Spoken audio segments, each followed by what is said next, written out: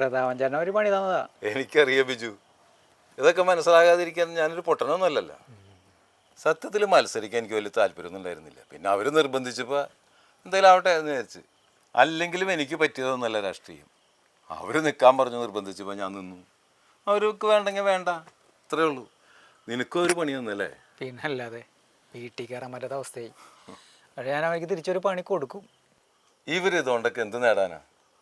ഈ പാര വെച്ചും കുതികാല് വെട്ടിയും ഇവർക്ക് എന്ത് നേട്ടം കിട്ടുന്ന അവർ കരുതിയാണ്? താൽക്കാലിക ലാഭം ഉണ്ടാവും, പക്ഷെ അതുകൊണ്ടൊന്നും ജീവിതത്തിലൊരു നേട്ടം ഉണ്ടാവില്ല. അത് തന്നെ അവർ ഉദ്ദേശിക്കുന്നുള്ളൂ, താൽക്കാലിക ലാഭം. അല്ലാണ്ട് നാളെക്കുറിച്ചുള്ള ചിന്തയോ ജീവിതത്തിൽ സത്യസന്ധത വേണമെന്നൊന്നും അവർക്ക് ആഗ്രഹമില്ല. എന്തായാലും എന്നെ വീട്ടിൽ കയറ്റാൻ പറ്റാത്ത അവസ്ഥ ഉണ്ടാക്കിയേനി അവർക്ക് അസല് പണി ഞാൻ കൊടുക്കും.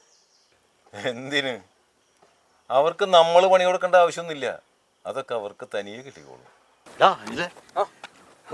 എല്ലാം പോയിടാ. നമ്മുടെ പഞ്ചായത്ത് നിനക്ക് പ്രസിഡന്റ് സ്ഥാനം കിട്ടില്ലടാ. എന്തുപറ്റി? പഞ്ചായത്ത് നമ്മുടെ നറുക്കെടുപ്പിൽ വനിതകൾക്കാണ്. വനിതയ്ക്കാ? നമ്മുടെ കയ്യിൽ നിന്ന് പോയി. നമ്മൾ പരിശ്രമിച്ചൊക്കെ വെറുതെ. എടാ നമുക്കെന്നാ അടുത്ത പഞ്ചായത്ത് പിടിച്ചാലോ? അത് പറ്റില്ല. തൊട്ടടുത്ത പഞ്ചായത്ത് ഹരിജൻ, അതിന്റെ അപ്പുറത്ത് വനിത. പിന്നെ എങ്ങനെ ശരിയാവുക? പണി പെണ്ണുണ്ടാ.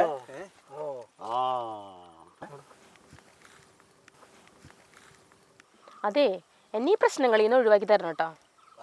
നന്ദിനി ഇരിക്കേ, നമുക്ക് പരിഹാരം ഉണ്ടാക്കാം. അല്ല എന്താ പ്രശ്നം? എന്താ? നിനക്ക് പഞ്ചായത്ത് പ്രസിഡന്റ് ഒന്നും ആവാൻ പറ്റില്ല. ഈ പഞ്ചായത്തിലെ വനിതയാണ് പ്രസിഡന്റ് എന്ന് ഞാൻ അറിഞ്ഞു. അതൊക്കെ ഞാനും അറിഞ്ഞു. ടെൻഷൻ ഉണ്ട്, അതൊക്കെ ഞാൻ നോക്കിക്കോളാം. നോക്കണം. നീ പറഞ്ഞിട്ടാണ് ആ പ്രതാപന്റെ പത്രികയിൽ ഞാൻ അഡ്ജസ്റ്റ്മെന്റ് നടത്തിയത്. അതെ, അടുത്ത പഞ്ചായത്ത് പ്രസിഡന്റ് നന്ദിനിയാണ്. ഞാനോ? എങ്ങനെ? 18ാം വാർഡിൽ സ്ഥാനാർത്ഥിയായിട്ട് ഇപ്പൊ നന്ദിനിയാണല്ലോ മത്സരിക്കുന്നത്. അതെ, അത് തോൽക്കുന്ന ഉറപ്പാണല്ലോ. അതുകൊണ്ടാണല്ലോ എല്ലാം അവിടെ നിർത്തിയിരുന്നത്. പക്ഷെ ആ വാർഡിൽ തവണ ജയിക്കും. ഇല്ല, ചാൻസ് ഇല്ല കേട്ടോ. ഭയങ്കര ബുദ്ധിമുട്ടാവും. പക്ഷെ അവിടെ ഈ തവണ ജയിക്കും. എങ്ങനെ? അവിടെ മതങ്ങൾ തമ്മിൽ തല്ലട്ടെ. എങ്ങനെ? നീ എന്തുടക്കി പറയണേ? നാളെ മുതൽ അവിടെ വെള്ളത്തിനും വഴിക്കും എല്ലാത്തിനും പ്രശ്നങ്ങൾ തുടങ്ങണം. മതങ്ങൾ തമ്മിൽ ചെറിയ ചെറിയ പ്രശ്നങ്ങൾ. അവിടെ അവരുടെ നേതാക്കന്മാരായിട്ട് നമ്മുടെ ആൾക്കാർ കയറി പറ്റണം. അവിടെ മീഡിയേറ്ററായിട്ട് നന്ദിനി വരണം. ഈ മതങ്ങളൊക്കെ നോക്കി ഇലക്ഷന് സീറ്റ് കൊടുക്കുന്ന ഈ കാലഘട്ടത്തിൽ നമുക്കും കൊടുക്കാമെന്ന് കുറച്ച് മതത്തിൻ്റെ പ്രശ്നങ്ങൾ. ഇത് വേണോ? ഇത് തീക്കളിയല്ലേ? എൻ്റെ ദിജു ചേട്ടാ, ഒരു പഞ്ചായത്തിൽ ഒരു വാർഡിൽ സ്ഥാനാർത്ഥിയെ നിശ്ചയിക്കുന്നത് എങ്ങനെ? അത് ജയസാധ്യത നോക്കിട്ട്. ജയസാധ്യത എങ്ങനെ നോക്കണേ? ജാതി മത സമവാക്യങ്ങൾ നോക്കിട്ട് ആണല്ലോ. രാജോലേട്ടാ, നമുക്ക് ആ സമവാക്യം അങ്ങോട്ട് പിടിക്കാന്ന്. നമ്മളും ജാതി പിടിക്കാ. അല്ലേ, ഇന്നലെ പീയൂഷിനെ കണ്ടു. അവന് നമ്മളുടെ കൂടെ ചേരാൻ നല്ല താല്പര്യം ഉണ്ടെന്ന് പറഞ്ഞു.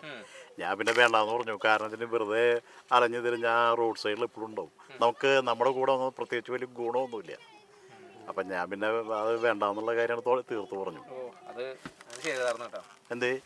നമ്മുടെ സിനിമാ സംവിധായകൻ സത്യൻ അന്തിക്കാട് സാറില്ലേ, അദ്ദേഹം ഒരു കാര്യം പറഞ്ഞു സിനിമയിലല്ല, ഒരു ഇന്റർവ്യൂവില്. അതായത് 9 എന്ന് പറഞ്ഞ നമ്പർ പിടിച്ച് 8നെ തല്ലി. അത് 9നേക്കാളും താഴെയുള്ള 8. അപ്പൊ താഴെയുള്ളവനെ തല്ലി. 8 പിടിച്ച് 7നെ തല്ലി, 7 പിടിച്ച് 6നെ തല്ലി, 6 5നെ തല്ലി, 5 4നെ തല്ലി, 4 3നെ തല്ലി, 3 2നെ തല്ലി, 2 1നെ തല്ലി. ഒന്നിനെ ആരും തല്ലാമില്ല. അപ്പൊ അവൻ നോക്കിയപ്പോ താഴെ കിടക്കുന്നത് ഈ പൂജ്യമോ, ഈ പൂജ്യത്തിനെ തല്ലിട്ട് എന്താ കാര്യം? ഈ പാവങ്ങളെ തല്ലിയിട്ട് കാര്യമില്ല എന്നുള്ള രീതിയിൽ അവൻ 2നെ തല്ലാൻ പറ്റില്ല. കാരണം 2നെ തല്ലാൻ തിരിച്ചടിക്കും. അവനേക്കാളും വലുതാണ്. പൂജ്യത്തിനാണെങ്കിൽ തല്ലാനായിട്ടാണെങ്കിൽ അവനൊരു താല്പര്യമില്ല. അങ്ങനെ വന്നപ്പോ അവൻ ആ പൂജ്യത്തിന് എന്ത് ചെയ്തു? ഇങ്ങനെ കൂടെ ചേർത്ത് പിടിച്ചു. അപ്പൊ എന്തായി? 10. അപ്പൊ ഇവൻ ഈ 9നെ വരെ തല്ലാനായി. അതായത് നമ്മൾ ഈ ഒന്നുമല്ല എന്ന് വിചാരിക്കുന്ന ആൾക്കാരെ ചേർത്ത് പിടിച്ചാല് അത് നമുക്ക് പലതും നേടാൻ പറ്റും. അങ്ങനെ നമുക്ക് ഈ പറഞ്ഞ പീയൂഷിനെ അടുത്ത മീറ്റിംഗ് എന്തായാലും വിളിച്ചു. ഒരു കാരണവശാലും അവന് വേണ്ട നോക്കണ്ട. അതൊക്കെ ശരി, നല്ല കാര്യം തന്നെ. പക്ഷെ ഇത്രയും പ്ലാൻ ചെയ്തിട്ട് നമ്മളിങ്ങനെ തോറ്റാ നിന്നെ ഞാൻ കൊല്ലും. എന്തിന്? ഞാനല്ലല്ലോ, ഇവനല്ലേ ഇതൊക്കെ പ്ലാൻ ചെയ്തത്. നീയല്ലേ ഇവന്റെ വലങ്കൈ? ആദ്യം വലങ്കൈ തന്നെ തീരട്ടെ. എന്റെ ദൈവമേ, എന്റെ കാര്യം തീരുമാനമായി.